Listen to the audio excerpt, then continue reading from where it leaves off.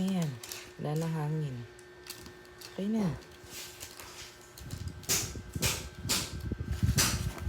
So, lagyan ng paper. Yeah.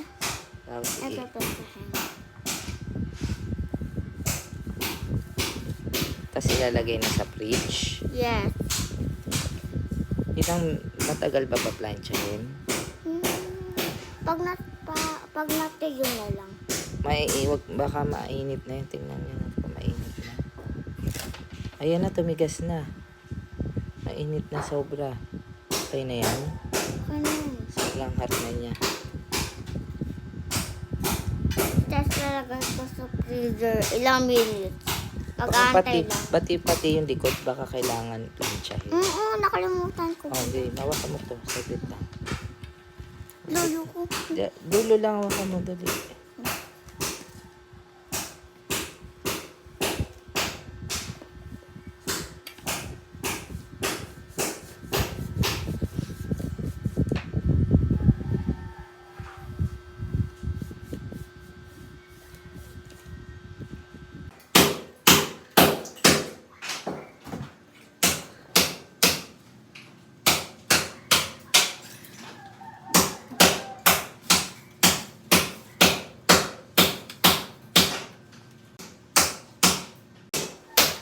Tapos ilang minutes? Kahit matagal. 10 minutes na lang. 10 minutes. Paano to? Paano magtapos? Hindi maano yan, mawawala. Wala yung check. Tapos na eh.